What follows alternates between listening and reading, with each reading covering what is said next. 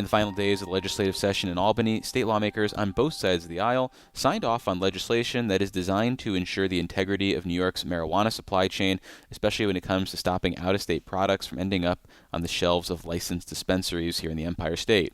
The legislation defines and prohibits cannabis inversion, addresses enforcement and investigation authority, goes after fabricated testing results, and gives more tools to regulators. For more on this effort, we're joined in the Capitol Press Room by the measure's assembly sponsor, Bronx Democrat Landon Dais. Welcome back to the show, Assemblymember. It's always great to be here. Thank you, David. Great to have you.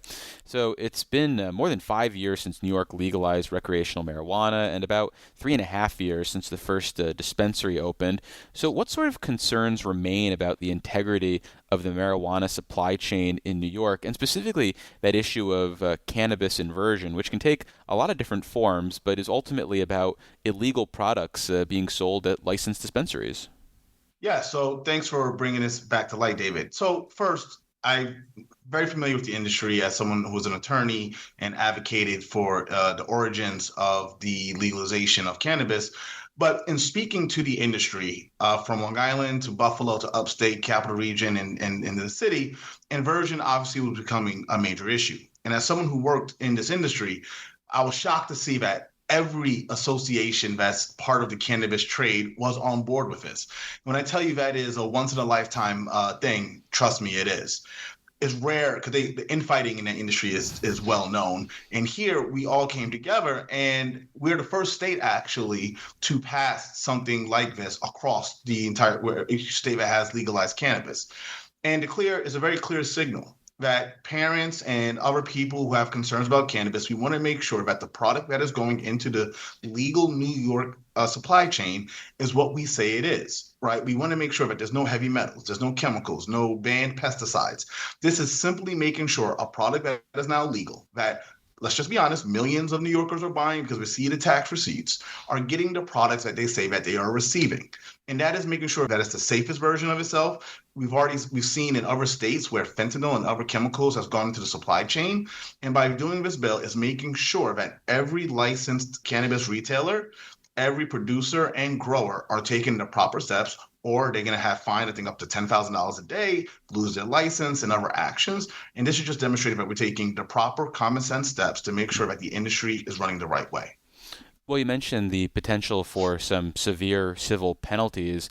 What is it about this bill then that you think will have the biggest impact? Is it those civil penalties? Is it the enforcement capacity? What do you think makes the change here? Well, I think the civil penalty is one, because even though there's a lot of sales going on, if you still count the tax issues that cannabis companies receive, cost of labor, and still paying off, like getting the industry off the ground, those civil penalties are significant. And someone who's been a small business owner, you do not want to write that check.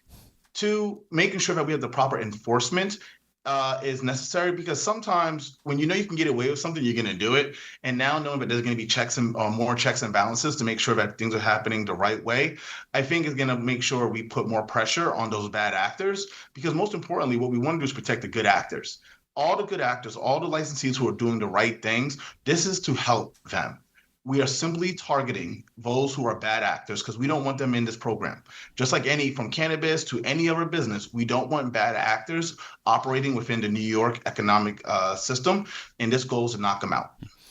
The Empire State Green Standard Alliance, which bills itself as an advocacy group for cannabis consumers, took a bit of a victory lap following the passage of your bill, saying that they crafted it and that you strengthened and refined the proposal.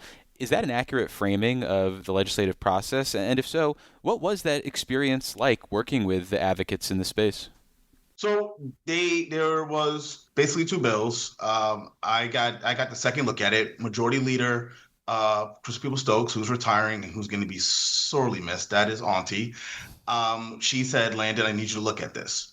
And I took my pen and I redlined the heck out of it. Because what I was not going to do was create a backdoor into recriminalization of cannabis. So anything that was criminally punitive, I took out, right, and made it civil. It made more civil penalties. But what I wanted to make sure was that I had a balance between the social justice aspect, which is a key tenet of the MRTA, but also good business practices to ensure that the cannabis industry can thrive. And with my experience as an attorney and understanding policy and now as a legislator, I think I was able to bridge those together where we didn't get any negative responses from the advocates and we got applause from the business community. And that rarely happens, not just in cannabis, let's just be honest, that rarely happens in New York politics. So I think that speaks to my ability to bridge different factions and different entities and come to a common sense approach and to make things happen. Yeah, speaking to bridging different constituencies, the bill passed unanimously in the Assembly, and that doesn't usually happen with substantive bills. Um, one of the Agreed. changes, though, one of the changes, though, from the initial print to what moved was the striking of so-called whistleblower protections for someone reporting inversion to regulators or law enforcement. How come that initial language was taken out? We felt that it was already accepted in the MRTA that if in a regulatory someone already has protections in doing so, we felt that it was redundant and that they already have whistleblower protections under current state law. So this bill now needs to go up to the governor for her signature. And I'm curious, what sort of issues or concerns are you expecting from the Hochul administration or maybe through the State Office of Cannabis Management with this bill? Well, we have a new director, John, of the OCM. I believe that he was a believer in this bill. I don't foresee the governor asking for any chapter amendments. As you said, we had unanimous decision from we had bipartisan support. We had all 9 trade associations on board with this. I would be shocked if there's some type of chapter amendment, unless there's some fundamental flaw. Maybe there's just from a law standpoint where they need us to make a small change, maybe. But beyond that, I think the governor's going to sign it. And again, it's demonstrating that we as the assembly can lead the charge on common sense legislation that strengthens our businesses while also protecting every New Yorker and the advocates' concerns when it comes to social justice.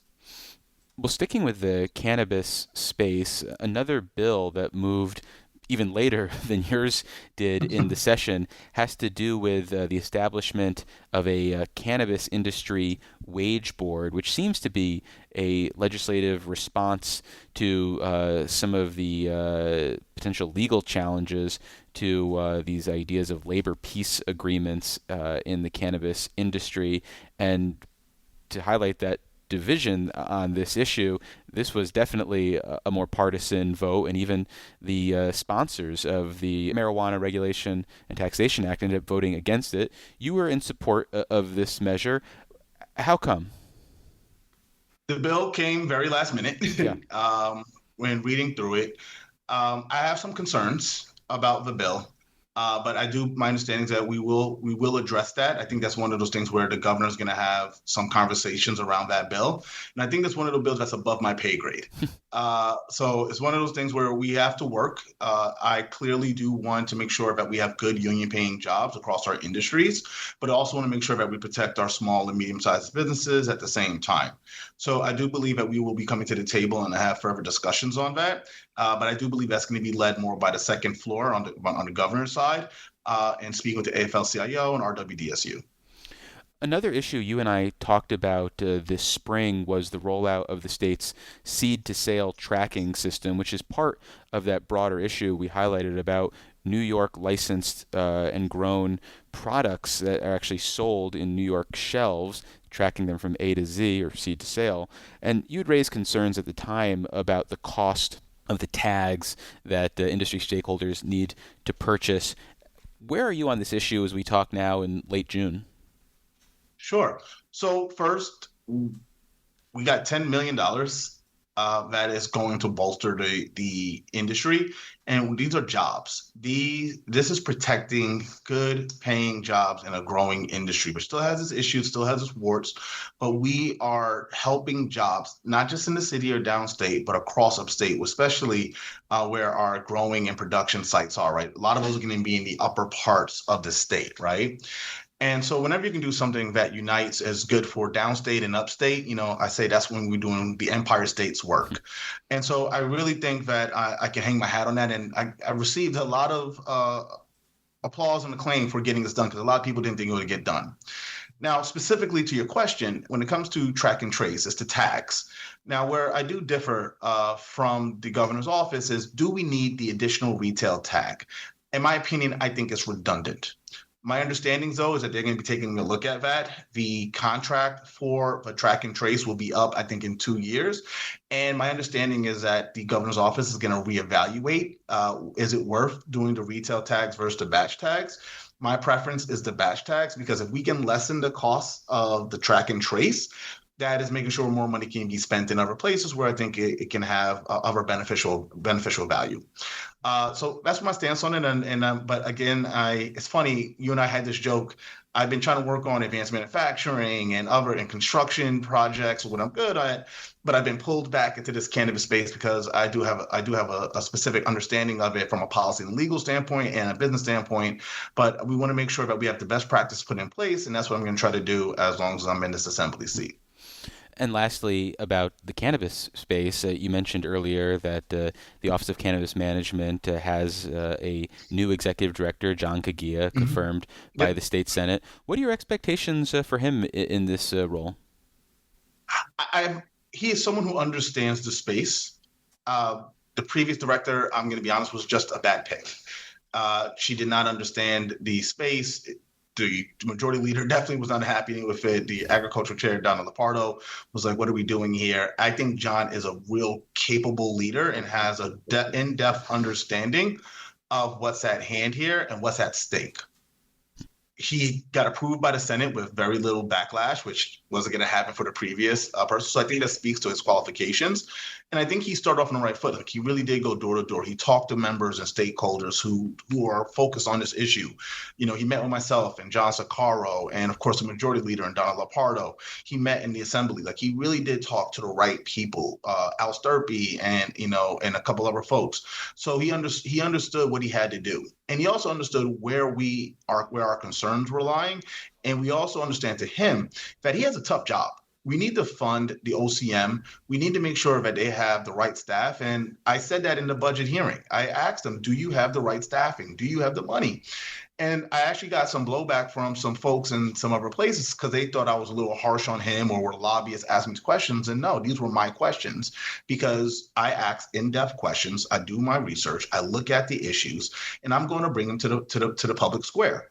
And I thought he handled it with grace. I thought he had some really good answers. And when he didn't know an answer, he admitted that also. And that's, I think, a true test of a leader. If you don't have an answer, you have to admit it. But I think he's going to take the right approach. And I believe he's going to hopefully get OCM running in the right direction, which is a good thing for the New York State economy. That's good for job creation. And most importantly, again, having a safe supply chain, which goes back to the inversion bill and other things I've been working on. Well, we've been speaking with Assemblymember Landon Dais. He is a Bronx Democrat. Assemblymember, thank you so much for making the time. I really appreciate it. David, thank you for having me, as always. And like I said, I'm still curious how Albany operates while we're not there. It's quiet, but, it's like if a tree falls in the woods and nobody's there, does it make a sound? I mean, it does. I heard it over here. Well, I'm looking forward to seeing you again, my friend.